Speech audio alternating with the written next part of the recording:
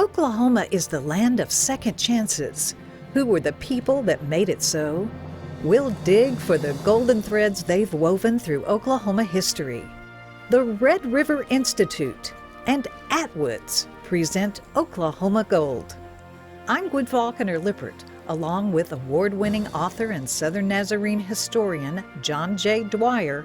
We'll find the golden nuggets of Oklahoma history here now on Oklahoma Gold.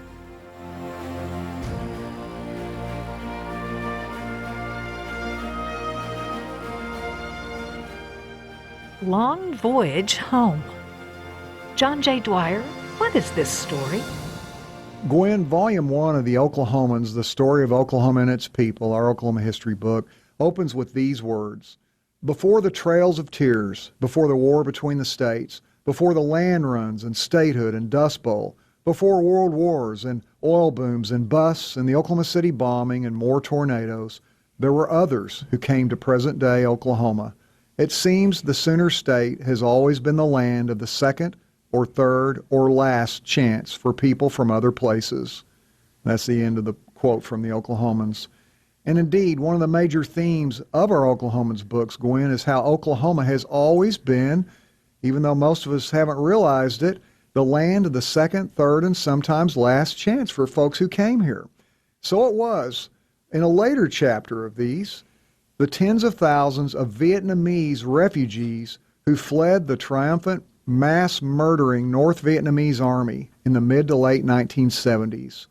These South Vietnamese refugees suffered kidnapping into the North Vietnamese Army, forced labor, re-education, quote-unquote, imprisonment, torture, separation from loved ones, and often execution. Then, as if that wasn't horrific enough, they suffered rape, robbery, terror, and murder on the high seas as boat people, courageously attempting to travel the greatest massive area on Earth, the wild, colossal, shark-infested Pacific Ocean, all in order to start a new life for themselves and their loved ones. I'm excited in this episode of Oklahoma Gold, Gwin, which is entitled, as you said, Long Voyage Home, both to share some additional resources from which you who are listening can learn more about the Vietnamese boat people who have become some of Oklahoma's most respected citizens, and also to hear the words of these brave souls themselves, who risked everything they had, who risked their very lives to come to a land whose young men had died to give them freedom from communist tyranny. And Gwin, I think it's important to mention at this point that whatever our opinions are about the wisdom of America's participation in the Vietnam War of the 1960s and early 70s, and however misguided, and in some cases just downright foolish, our political leaders' strategies and tactics were, the great majority of the young men who risked their lives and mental health to carry out the old men's directives did the best they could, typically with selfless courage of their own, to help the persecuted and terrorized South Vietnamese people to live in freedom rather than the godless tyranny of their communist neighbors in North Vietnam. So just how bad was that oceanic trek for the Vietnamese boat people? Well, according to the report of the United Nations High Commissioner for Refugees, fully one-third of all the boat people, a total of 250,000 souls of all ages of men, women, and children, died at sea, 250,000 people. They perished by murder, storms, illness, thirst, and starvation. Thousands of them, however, blessedly found their way to faraway America, and many came to Oklahoma. Since then, they and their sons and daughters have risen to leadership roles in every facet of life across the Sooner State.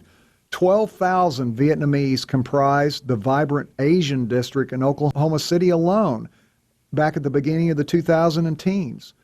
Once again, the ancient scriptural admonition has come to life in Oklahoma and American history.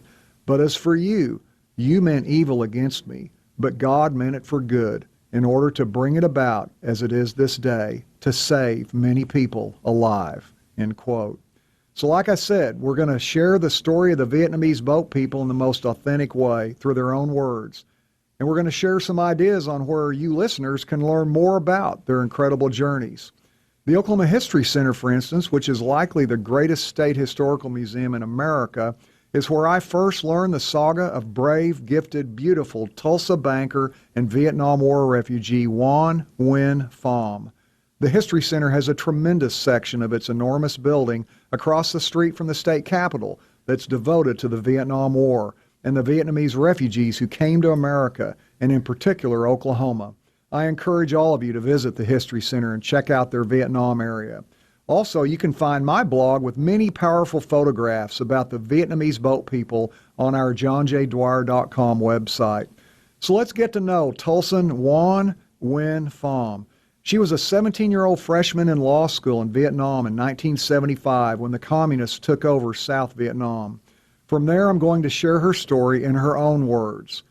My parents, Nguyen recalled, wanted me to leave Vietnam with my two sisters and their families because my brothers-in-law were both in the South Vietnamese military that was fighting the communists, and one was still in the war, and they were concerned about our safety. The day we left, we had to speed in the car to the ship that was getting us out. We had no idea if we would make it to the ship before it left, nor where it was even going if we did. We made it with just minutes to spare before it pulled out. I was able to get out because my brother-in-law was a captain in the South Vietnamese Navy, and he got us out by one of their Navy ships. After that, we were transferred to an American ship. We were in the ocean for a few days. I really didn't know where I was going or what my future would hold because I was so sorrowful about losing my parents. The American ship finally stopped at a U.S. naval base in the Philippines, and we met an American man who was very kind to us. He helped us with the paperwork. Then we got on a helicopter to Guam. Because of my brother's status, they helped us leave Guam soon. Then we went to Fort Chaffee, Arkansas, a large refugee camp for Vietnamese. Nguyen continues her story of her exodus from Vietnam across the Pacific. My sisters decided to move with their children to Martinique in the West Indies, where our uncle owned a Vietnamese restaurant. I was still in shock and walking around Fort Chaffee like a robot, but I didn't go. I assumed I had to give up my dreams for education. Remember, she was in law school at 17 years of age in Vietnam when she had to leave. Thought I would have to get a job. I don't know why I chose to stay in America. There was no logical reason for it. It was just a feeling I had. I felt like I could make something of myself and find happiness here. Then Claremore Junior College President Richard Mosier showed up at the camp. He interviewed hundreds of people and chose 25 to come to the college. I was one of those 25. I received financial aid for school, a work-study job, and sponsors who were like my parents to me and helped me learn the culture and English, which I could barely speak at all. So I think it must have been my destiny to stay here because it was not something that I planned. Then my second year in Claremore, going to school and working for dentist Richard Perryman, I became very sick. I couldn't eat, sleep, or concentrate. One night, my roommate, Hal Nguyen, no relation, arranged to have me taken to the emergency room at the Claremore Hospital. Now I realized I was suffering from a combination of loneliness, exhaustion, depression, and a lingering sense of dislocation. My roommate thought I was dying, and I think she was right. And we'll pick it up after that. The story continues when we come back on Oklahoma Gold.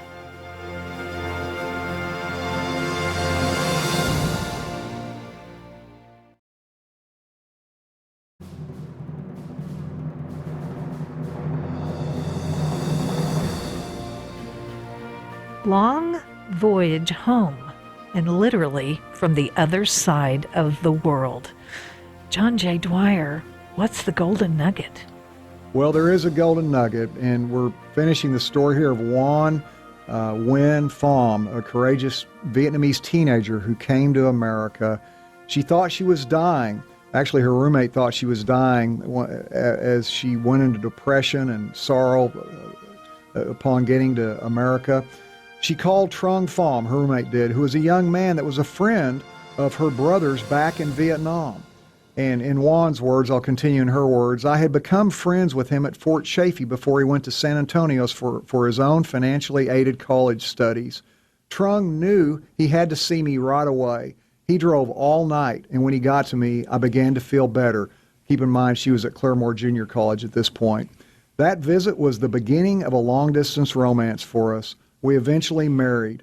After I graduated from Claremore Junior College, we decided to move to Northeastern State University in Tahlequah and finished school there. So I graduated with a business administration degree, and my husband graduated as a medical technologist.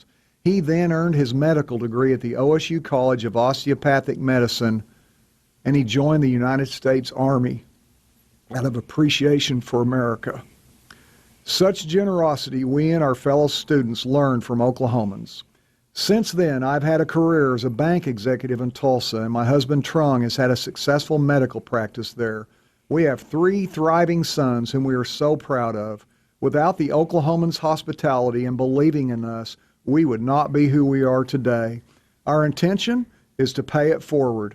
Whenever we have the opportunity, we love to help everyone, just like our medical business. If we know somebody who doesn't have insurance or they just came from Vietnam, we try to help them as much as we can. We are very involved with the Vietnamese community, and we are doing whatever we can to help everybody. We always wanted to be contributors to America, not a burden. We were so grateful to be United States citizens and couldn't wait to become part of the fabric of America. That's the end of the Juan Nguyen Pham story. Well, there were so many courageous, freedom-loving South Vietnamese refugees who risked their lives across half the world to give their children a life of liberty in the America who had stood up for them against the atheistic communists. They have helped build a strong 21st century Oklahoma. They have restored and reinvigorated entire neighborhoods and sections of towns and cities in our state. And I want to close out with some shorter recollections of others who came on their own long voyages home to Oklahoma from Vietnam. Mao, a woman in restaurant services work in Oklahoma City, says, "My daughter always wants to go back to Vietnam where she has never been. I tell her America is our country now, and we give it our whole heart because it has given so much to us." Martin, in the auto industry in Norman, says, "My 4 brothers fought for our freedom in the South Vietnamese Army. I was too young to go. All 4 of them died in the war. But the Catholic Church helped me get to America, and a Catholic priest helped me get to Oklahoma. I live now to honor my brothers." Luna, an Oklahoma City medical massage therapist, says, "I work every day until my hands ache to honor my parents, who are poor people, who got me out of Vietnam when the communists came. And by the way, they didn't get themselves out. Now my daughter is on an engineering scholarship in an Ivy League college. I tell her never to forget how fortunate she is." And then Daniel, an Edmond College student. "My grandparents escaped South Vietnam at the end of the war. They crossed the ocean on some sort of boat. It was a pretty bad experience, and they have never spoken of it. But I'm safe, and I'm happy, and I'm in an American college now, preparing for an IT career because of their courage." So Gwin, this golden nugget from Oklahoma history may be a little surprising, but I believe it gleams as brightly as any we've ever dug up. Few of us realize that a higher proportion of Oklahoma soldiers, I'm sure very few of them wanted to be there, gave their lives for their country in the Vietnam War than from any other state but one, nearly 40 per 100,000 population. And a few years ago, at the conclusion of one of the America in Vietnam history courses I've taught for many years at Southern Nazarene University in Tulsa and Oklahoma City, a student asked at the end of the course, "So did anything good come from that war for America?" I pondered his question, and my eyes landed on brilliant and lovely young Vietnamese American student Phi Ton in the class. Her grandparents had risked their lives and suffered great loss decades before as boat people. They did so in order to get her family away from the colossal post-war massacres that the North Vietnamese Army was unleashing on freedom-loving South Vietnamese, in order to get them across an ocean to the America whose boys had shed their blood for them. So, did anything good come from that war for America? Yes, I said, nodding toward Phi Ton, my throat tight. She did. Aren't we lucky that we live in the land of second, third, or last chances? Now that's Oklahoma gold.